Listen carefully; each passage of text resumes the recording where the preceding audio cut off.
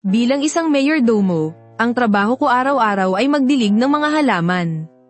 Maglamang sa pusa, at gisingin ang bunsong senyorita. Bilang isang kasambahay, lumapit ako sa gilid ng kama ng pangatlong senyorita. Senyorita, kapag hindi pa po kayo bumangon, hihilahin ko na talaga ang kumot nyo. Umismed ang dalaga at may halong hamon na sinabi, "Subukan mo kung matapang ka." Pagkasabi niya nito, biglang nawala ang kumot sa katawan niya. Agad na nanlaki at kuminang ang mga mata ko. Naiwang namumula sa hiya at galit ang senyorita. "Pumikit ka nga, huwag kang titingin." Simula nang mangyari iyon, pinagkakalat na ng babaeng ito na sinira ko raw ang puri niya, at kailangan ko raw panagutan. Sumugod din papunta sa akin ang panganay at pangalawang senyorita. "Bakit hindi na lang kaya ako ang gisingin mo bukas?" Punong-puno ng question mark ang utak ko. Teka, hindi ba't mayordomo ang inaplayan ko? Bakit parang lahat yata sila gusto akong gawing asawa? 3 araw ang nakalipas. "Anak, paano kaya kung dito ka na lang magtrabaho sa pinapasukan ko? Kahit na maging kasambahay ka lang." Napatawa ako sa inis noon. "Ma, may double master's degree ako sa finance at law, tapos papasukin mo akong kasambahay?" Kahit aso hindi papayag na, ang sweldo kada buwan mahigit 20,000 aba, deal agad. Aso lang aayaw dyan no. Ang ipagpatuloy ang trabaho ng ina, ay isang sagradong tungkulin. At ayun nga, naging kasambahay ako ng isang mayamang pamilya. Sa mga oras na ito, nakatayo ako sa balkonahe ng mansyon. Pinagmamasdan ang napagarbong disenyo sa likuran ko, at tinitingnan ang abot tanaw na damuhan sa labas ng bintana. Hindi ko tuloy maiwasang maalala yung manghuhula nung bata pa ako. "Ay ho, nakikita ko sa tikas mo na isinilang kang may mukhang mayaman. Paglaki mo, ihahatid sundo ka ng mag-agarang kotse, kakain ng mga masasarap at pambihirang putahe. At titira ka sa isang napakalaking mansyon." "Uy, hindi nga nagsinungaling ang manghuhulang iyon sa akin Mamaya, sumunod ka sa akin para makilala mo si Seniora. Umayos ka ha. Huwag kang tatanga-tanga na parang tood dyan. Pangit man pakinggan ang pagiging kasambahay. Pero hindi mo ba alam na marami ang nagkakandarapan na makapasok lang dito? Kaya magpasalamat ka na lang." Tinapak ko ang dibdib ko at nanigurado. "Huwag po kayong mag-alala, Maria. Gagalingan ko po, hindi ko bibigwin ang tiwalang ibinigay sa akin." Mabilis akong nagpalit ng uniforme. At ang sinasabi nilang uniforme, ay isa lang namang plansadong suit. Tiningnan ako ni Ginang Wang. At ngumiti ng may pagmamalaki. "Anak nga talaga kita. Kahit ano sigurong isuot mo, ang gwapo mo pa rin." Hindi naman siya nagsisinungaling dun. Maayos ang kilay at mga mata ko, at matangos ang aking ilong. Sa isang sulyap para akong sikat na artista. Idagdag mo pa ang tangkad kong 1 metro at 80 sentimetro. Kahit sako pa yata ang ipasuot sa akin, hinding-hindi ako papangit. Yaya Wang. Ano po ang susunod kong gagawin? Si Yaya Wang ay ang tawag galang ng lahat kay Ginang Wang. Mahigit 20 taon na siyang naninilbihan sa pamilya Bay. Kaya naman kalebel na niya ang posisyon ng isang punong mayordomo, at humahawak ng 12 ng tauhan. Inirapan niya ako. Kapag oras ng trabaho, ang titulo ko ang itawag mo sa akin. Tama na ang pamimiloso ko. Sa mukha nating to Sino pa ba ang hindi makakahalata na anak kita? Sumunod ako sa likod ni Mama para makipagkita sa Seniora. "Madam, ito po ang anak kong si Jiboda. Unang araw ko sa trabaho ngayon. Kaka-rating lang ni Tang Xia mula sa ibang bansa. Jetlag pa siya, at humihikab-hikab na bumababa para mag-almusal." Agad kong ipinakita ang perpektong ngiti na ilang beses kong pinractice, at binati siya gamit ang malalim at malambing kong boses. "Magandang umaga po, Madam." Pag-angat ng tingin ni Tang Xia, nakita niya ang isang masigla at gwapong binata na bumabati sa kanya. Kaya naman ang aga-aga pa, ay gumanda na agad ang mood niya. May pagkaaliw niya akong pinagmasdan. "Boda, ay ho ilang taon din tayong hindi nagkita, Ang laki na ng ipinagbago mo. Lalo kang naging makisig habang lumalaki. Naalala pa pala niyang nakapunta na ako rito ng 2 beses noong bata pa ako. Nakasemikalbo pa ako noon. Ang itim ng balat ko, at nakasalamin ng makapal na itim. Mukhang-mukhang nerd. Sinong mag-aakala na magiging ganito ako kaguwapo paglaki? Salamat po sa papuri, Madam. Ayaw ko naman po kasing mapahiya kayo. Kaya nag-ayos po talaga ako bago pumunta rito. Pero kayo po, madam. Lumipas man ng maraming taon, wala pa rin kayong kupas at lalo pa kayong gumaganda. Natawa si Tang Xia sa sinabi ko, at lumingon sa nanay ko. Ang galing mong magpalaki ng anak, ang tamis ng dila.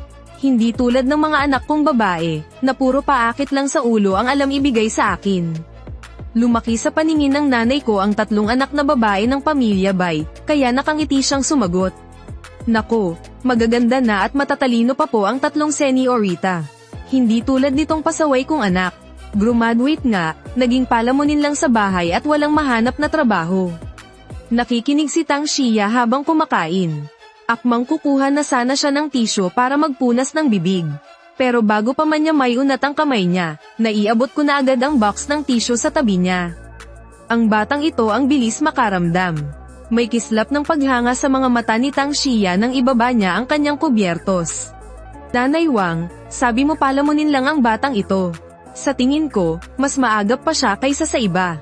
May kulang pa ba tayong tao rito sa bahay? Ikaw na ang baalang mag-asikaso. Gusto ko ang batang ito. Pasamayin mo siya sa akin mamayang hapon. Opo, madam. Gulat na gulat pero tuwang-tuwa ang nanay ko. Kasi naman, sobrang higpit ni madam sa mga katulong.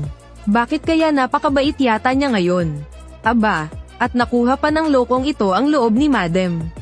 Sa huli, binigyan ako ni Mrs. Wang ng 2 magaan na trabaho. Una ay ang maging assistant ng hardinero, para mag-alaga ng mga halaman at ng malaking lawn sa labas. At ang pangalawa ay ang pag-aalaga sa 2 aso ng pamilya. Isang Alaskan Malamute, at isang Doberman. Pahiling talaga ako sa aso, kaya hindi ko inakalang matutupad agad ang pangarap ko sa unang araw ko pa lang sa trabaho. Aalagaan ko lang naman ang 2 pinapangarap kong aso. Agad kong nilabas ang cellphone ko at sunod-sunod na pinikturan ang kainan ng aso. Sinend ko iyon sa group chat ng tropa at nagmayabang. Mga anak, hulaan nyo kung magkano ang bowl na to. Ibubunyag ko na ang sagot, 140,000. Kulang pa yung buhay nyo pambili niyan. Sa litrato, nakasuot ako ng uniforme. At aksidenteng nakita ang kalahati ng mukha ko. Pagkatapos ng saglit na katahimikan, ay biglang sumabog sa dami ng chat ang GC namin. Pare, seryoso ba? Namasukan ka talagang katulong. Grabe naman. Akala ko nagbibiro ka lang. Nakakagulat. Top student at master's graduate ng Jiangyu, naging kasambahay na lang. Pare, sa'yo nakasalalay ang views ng next video ko ah. Teka lang, di ba pa sexy na streamer ka? Tigilan nyo nga yan, mga anak. Kung talagang hirap ka na, sumama ka na lang sa akin. Sahod na 10,000 kada buwan, kayang-kayang ibigay ng pamilya ko. Ang huling chat na ito ay galing kay Lindsay Kong. May minahan talaga ang pamilya nila. Minahan pa ng rare earth. Hindi ko alam kung matatawa ako o may iyak Hindi naman ganoon kasama gaya ng iniisip nyo. Pinaliwanag ko ng maikli ang sitwasyon ko. Biglang natahimik ang group chat. Magkano kamo? Magkano ulit yung sahod mo kada buwan? 20,000. Wala pa dyan ang benefits ha. Tapos maglalakad lang ng aso. Inaamin ko, medyo mayabang ako kanina. Pwede bang magtanong? Tumatanggap pa ba ng tao ang pamilya Bay? Pagmamakaawa ng isa kong barkada. Hindi naman ako pala hingi ng pabor sa'yo, pero ngayon, nakikiusap ako. Mag-resign ka na, parang awa mo na. Usapan natin pare-pareho tayong tatamad-tamad Bakit umasenso ka ng palihim, Habang pinapanood ko ang pag-iinarte ng mga loko sa group chat. Hinihimas ko ang mabalahibong ulo ng aso habang nakangiti ng palihim. Sarap sa feeling. Biglang narinig ko ang boses ni Yaya Wang. Boda, maghanda ka na bilis. Aalis ang madam. Agad kong tinago ang cellphone ko. Masusunod po, hindi pwedeng kalimutan ng trabaho ngayong hapon. Marunong ka bang magmaneho? Wala kasi pareho ang 2 driver ng pamilya Bay ngayon. Tinatamad din kasing mag-drive si Tang Xia. Pagdating sa garahe, tinanong niya ako. Napasulyap ako sa two-tone na Bentley at mabilis na tumango. Opo, marunong po. Kahit pa pagkatapos kong makuha ang lisensya ko ay hindi na ako nakabili ng sasakyan. Pero noong nag-aaral pa ako ng finance, madalas kong i-drive ang mga luxury car ng mga kaklase ko. Pagkaupo sa likod, pumikit si Tang Xia at nagutos. Sa IFC tayo. Pagkarinig sa lugar na iyon, Alam ko na agad na shopping ang unang gagawin namin ngayon. Makalipas ang 40 minuto, maayos kong naiparada ang sasakyan sa parking lot. Pagkababa ni Tang Xia, napangiti siya sa gulat. Magaling ka palang magmaneho. Akala niya kasi, ang isang kaedaran ko ay padalos-dalos kung magpatakbo. Hindi niya inasahan na magiging ganoon kabanayad ang biyahe. Wala man lang siyang naramdamang pagkahilo. Magalang akong sumagot, "Salamat po sa papuri, madam." Tinitigan niya ang magalang at gwapong binata na nasa harapan niya. Medyo natulala si Tang Xia. Sayang naman at hindi naging male model ang batang ito. Pagpasok pa lang namin sa pinto, matagal na palang naghihintay ang store manager. Magiliw siyang sumalubong. "Mrs. Bai, nandito na po kayo." Sa kanya kinuha ang walkie-talkie. Nandito na si Mrs. Bai. Pansamantalang itigil muna ang pagpapapasok ng ibang customer. Ay nalalayan kami ng manager papasok. "Mrs. Bai, dito po tayo. Ipinakuha ko na po ang mga pinakabagong design. Nakahanda na rin po ang inyong afternoon tea." Mula umpisa hanggang dulo, tahimik lang na nakaupo si Tang Xia sa sofa ng VIP room habang pinagmamasdan ang mga bagong dating na gamit. Konting kunot noo lang niya, agad nang naiintindihan ng staff na kailangang palitan iyon ng iba. Habang ako naman ay nakatayo sa likod niya na nakaekis ang mga braso, parang isang bodyguard. Napangiti si Tang Xia nang makita ako nagmumukha kang poste dyan ah. May mga tsaa at merienda riyan, kumuha ka na't kumain.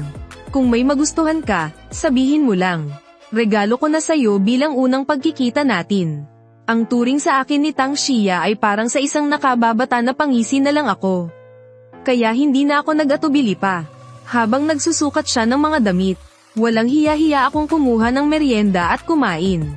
Kanina pa akong umunguya pero hindi ko naman malasahan kung anong espesyal dito. Kaya pinicturean ko na lang at pinost online. Sa totoo lang ha, lasang ordinaryo lang. At hindi nagtagal, sunod-sunod na ang mga notifikasyon sa post ko. Oy, ordinaryo pa raw. Nakapasok lang sa mayamang pamilya, nag-iba na ang ihip ng hangin. Nakakakain ka na ng masasarap no? Turan mo naman ako, ha? Iyak-iyakan pa sila. Susunod naman, ay ang sunod-sunod na mensahe mula kay Mrs. Wang. "Pinadala kita riyan para paglingkuran si madam.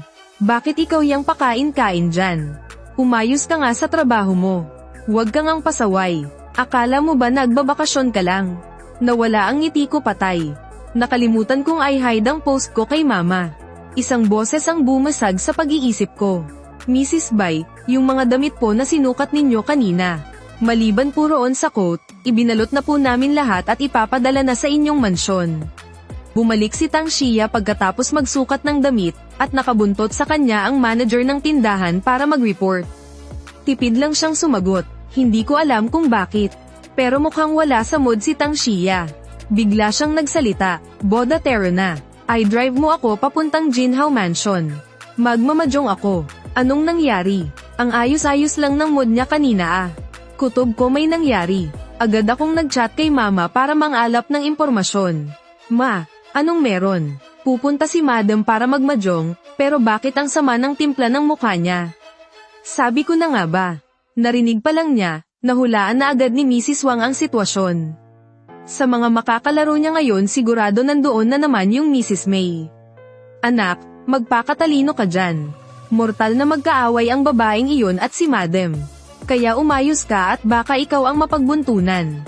Nag-reply ako agad, "Kuha ko po." Pero napuno ng pagtataka si Wang Kuisia. Sunod niyang tanong, "Teka nga, anong nakuha mo? Bakit parang kinukutuban ako ng masama sa'yo?" Sa kabilang banda, nakarating na kami sa Jinhao Mansion. Isa itong napaka-eksklusibong private club. Pagdating pa lang namin sa pinto ng VIP room, ay may narinig na agad akong mga matatalim na tawanan. 3 donya na balot ng alahas ang tuwang-tuwang nagkukwentuhan. Unang napatingin sa amin ng isang babaeng blonde at kulot ang buhok. Nagsalita siya gamit ang nakakairitang tono. "Nako, Xia, bakit ngayon ka lang? Kanina pa kaya kami naghihintay rito sa'yo. Na-traffic ka siguro no? Sabi ko naman kasi sa'yo, bumili ka na ng mas magandang sasakyan eh. Wala talagang kwenta yang lumang Bentley mo. Kanina lang, naghuhulaan pa ako kung sino rito si Mrs. May.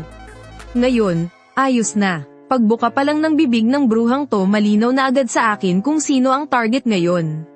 Mapanuyaring gumanti ng sagot si Tang Xia, pasensya na, natagalan lang kasi kabibili ko lang ng 2 damit eh. Pero ikaw naman, Sis Liangzin, bakit parang nanghihinayang kang gumamit ng mas maayos na makeup? Namumuo na kasi yung foundation sa mukha mo eh. Tuluyan ngang napawi ang ngiti sa labi ni Mei Liangzin. Hindi ba't palihim niya lang sinabing pangit ito? Nang makita ito ng 2 pa nilang kasama, mabilis silang pumagitna para pakalmayan ang sitwasyon. Hay nako, kayong 2 talaga, magkita lang kayo, nagbabangayan na agad. Magsimula na nga tayo, huwag na nating sayangin ang oras. Kumaway sa akin si Tang Xia. Xiao Boda, maglaro ka muna roon, maglibot-libot ka dyan sa paligid. Kumain ka lang ng kahit anong gusto mo, huwag ka lang masyadong lalayo. Tumango ako at naglakad-lakad sa labas. Kumain lang ako ng kaunti at bumalik din agad. Abala si Tang Xia sa paghugot ng baraha. Nakita niya ako sa gilid ng kanyang mga mata, pero hindi man lang niya iniangat ang kanyang ulo. Casual siyang nagtanong, ang bilis mo namang bumalik. Nag-enjoy ka ba? Tapat naman akong sumagot, salamat po sa pag-aalala, ma'am.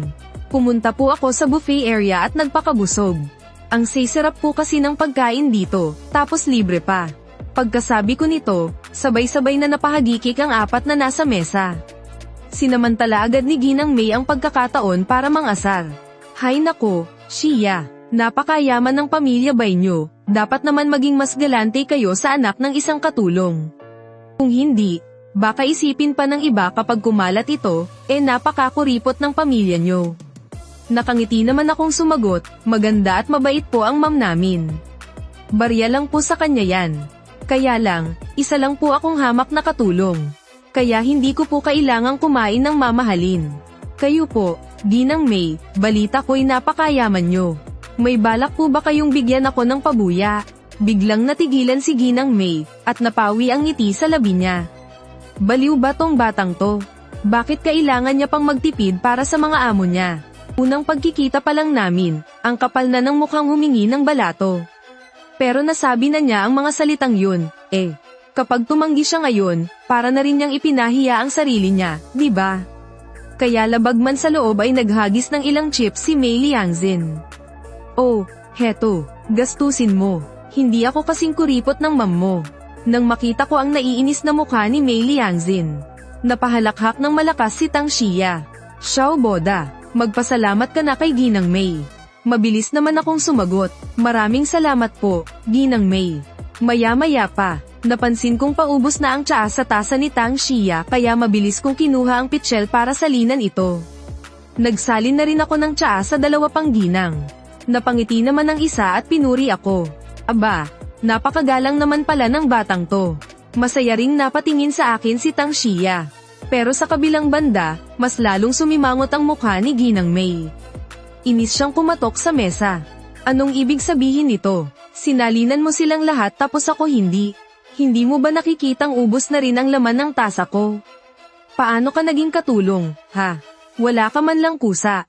Nagkunwari akong nagulat at nagising sa katotohanan. Hala, pasensya na po, Ginang Mei. Hindi ko po kasi alam na may kapansanan pala kayo sa kamay at paa. Pasensya na po talaga. Habang sinasabi ko yun ay mabilis ko siyang sinalinan ng tubig. Hindi na napigilan ng 3 pang ginang ang mga sarili nila. At sabay-sabay silang humalakhak, namula naman sa matinding galit ang mukha ni Mei Liangzin. As pipiliin pa sana niyang hindi na lang siya sinalinan ng tubig. Nagngangalit ang mga bagang na padabog siyang naglapag ng baraha. Kuminang ang mga mata ni Tang Xia, at agad niyang ibinaba ang mga baraha niya para manalo. 8-1. Mahjong na. Halos abot tenga na ang ngiti niya. Gigil naman sa inis si Mei Liangzin. Nakapagpatalo na naman siya. Sinadya pa talagang gatungan ni Tang Xia ang sitwasyon. Nako, naparami yata ang inom ko ng tsaa. Pupunta muna akong banyo. Boda, ikaw muna ang pumalit sa akin ng ilang round. Ang problema hindi pa ako nakakapaglaro ng mahjong kahit kailan. Pagkarinig nito ng 3, bigla silang nabuhayan ng loob. Bakit ka matatakot kung hindi mo pa nasusubukan? Napakadali lang nito. Ganito lang yan Puno na ng inis itong si Mei Liangzin. Kanina pa naghahanap ng mapagbubuntungan ng galit. Tuwang-tuwa pa siya na isang baguhang tulad ko ang papalit para makabawi siya sa mga talo niya. Bago umalis, lalo pang nagbilin si Tang Xia, hindi pa nakakapaglaro si Boda. Pagbigyan niyo naman siya, totoo namang hindi pa ako nakakapaglaro. Pero kahit wala pa akong karanasan, hindi ibig sabihing wala na akong alam. Siyempre, alam ko ang mga patakaran sa mahjong. At kung paano manalo, hindi ba't purong math at diskarte lang naman yan. Nang makita ni Mei Liangzin na mukhang tanga ako kung kumuha ng pyesa. Tawa siya ng tawa sa isip niya. Tingnan lang natin, sa round na to, gagawin kong malaki ang panalo ko para makabawi ako ng todo. Pero makalipas lang ang 5 minuto isang kulay. Puro pares. Panalo sa bunot. Inosente akong tumingin sa 3 babaeng nakanganga sa gulat. Mga madam, tama ba ang panalo ko? Ang pagpunta sa banyo ni Tang Xia. Umabot ng napakatagal. Pagbalik niya, 1 oras na ang nakalipas. Pagpasok pa lang niya sa pinto, humingi na agad siya ng tawad. Nako, pasensya na. May nakasalubong kasi akong kasosyo sa labas kaya napakwentuhan kami ng kaunti. Hindi naman ba kayo nainip? Pero napansin niya agad. Parang ang bigat ng tensyon sa loob ng kwarto. Nakasimangot at walang kibo ang 3. Lalo na si Mei Liangzin, na halos umusok na ang ilong sa sobrang asar. Sa tuwing magtatapon ng pyesa, kulang na lang basagin niya ang mesa. At pagtingin naman sa pwesto ko, halos umapaw na ang mga chips sa drawer ko. Doon lang natauhan si Tang Xia. Napasigaw siya sa gulat, hala, ang laki ng napanalunan mo. Mas mabuti sanang hindi na lang niya sinabi yun. Kasi pagkasabi niya, lalong nagdilim ang mukha ni Mei Liangzin. Aba, oo nga, nang umalis ka, hindi na natalo ang bata na yan. Lagi pang nakakabuo ng malalaking panalo. Xia, talaga bang unang beses palang maglaro ng alalay mong to? Sa loob lang ng higit 1 oras. Halos masaid na ang bulsa ko. Kahit ang 2 pa ay takot na ring matalo. Kaya nagmadali silang sumang-ayon. Napatulala rin si Tang Xia nang tingnan niya ang sitwasyon. Boda, sobra naman yata ang swerte mo ngayong araw. Napakamot ako sa ulo ko, at nahihiyang nagsalita. Kwenta rin naman po yung swerte, pero ang totoo, may kinalaman talaga to sa math. Ay, oo nga pala, nakalimutan kong sabihin sa inyo. Nanalo po kasi ako ng championship sa Provincial Advanced Math Competition. Nang marinig nila yun, mas lalo pang nag-alboroto si Mei Liangzin. May dahilan na siya para maniwala, na sadyang pinagkaisahan lang siya ng amot alalay na ito ngayong araw. Humingi naman agad ng tawad si Tang Xia sa 3. Nako, pasensya na talaga sa inyo. Hindi ko rin naman kasi alam na sobrang galing pala magmajong nitong si Boda. Pika na bulyo ni Mei Liangzin, nagkukunwari pa kayo. Sige, magkunwari ka pa. Para kang nagsusunog ng dyaryo sa puntod, multo lang ang maloloko mo. Nako, itong katulong nyo, ang sama ng ugali tapos wala pang pakiramdam. Kung ako sayo, sisantihin mo na yan at palayasin. Ngumiti ako ng nakakaloko. Ayan, napipikon ka na naman Kumalma po kayo, Mrs. May. Ang mahjong kasi, kailangan talaga ng utak dito. Kaya wag na po kayong masyadong magalit. Nanginginig ang mga daliri ni Mei Liangzin sa galit. Hindi magagalit, anong ibig mong sabihin? Na hindi ako matalino, buong pamilya mo ang tanga. Ganyan ka ba talaga makipag-usap? Nagpa-inosente ako. Hala, pasensya na po, Mrs. May. May nasabi po ba akong mali kaya kayo nagalit? Tumango rin si Tang Xia bilang pagsang-ayon. Oo nga naman, Liangzin. Maliit na bagay lang naman yan. Kailangan ba talagang patulan ang isang katulong? Umakto ka naman ng naaayon sa estado mo. Halos hindi makapagsalita si Mei Liangzin sa sobrang inis. Naiwan na lang siyang bumubulong ng, sige. Tapos ay hinablat niya ang bag niya at padubog na lumabas ng pinto. Nang makaalis na ang lahat, doon na napahawak sa tiyan si Tang Xia sa kitatawa. Nako, Boda, ang galing mo ngayon. Sa wakas, nakabawi rin ako sa bruhang yun. Dati-rati, hindi ako nananalo sa sagutan namin Habang nagsasalita, kumuha siya mula sa mga napanalunan niyang chips. At inabutan ako ng ilang piraso na may malalaking halaga bilang balato. Doon na ako na-curious at nagtanong. Seniora, magkano po ba ang katumbas ng mga chips na to kapag pinapalitan? Sinulyapan lang ito ni Tang Xia at casual na sumagot. Barya lang yan. Mga 40 hanggang 50,000 lang. Natulala ako on the spot, at napanganga ng malaki. Magkano? Nang matauhan ako. Sobra-sobra ang pagsisisi ko. Ganito ba kalaki maglaro ang mga mayayamang matrona na to? E di sana, diniskartehan ko pa kanina para mas malaki ang makuha ko. Sobrang ganda ng mood ni Tang Xia. Habang masayang naglalakad, sinabi niya, "Oh siya, ihatid mo na ako pauwi." Habang iniisip ko kung paano makakahuthot ng mas malaki sa susunod. Sumunod na lang ako. Inihatid ko si Tang Xia pabalik sa mansyon ng mga bay. Titignan ko sana yung 2 aso, pero paglingon ko, may pamilyar na bultong naglalakad sa garahe. Bigla akong napasigaw, "Lao Chen, anong ginagawa mo rito?" Tumingala si Lao Chen na kasalukuyang humihit-hit ng yosi sa sulok at masungit na sumagot, "Anong Lao Chen?"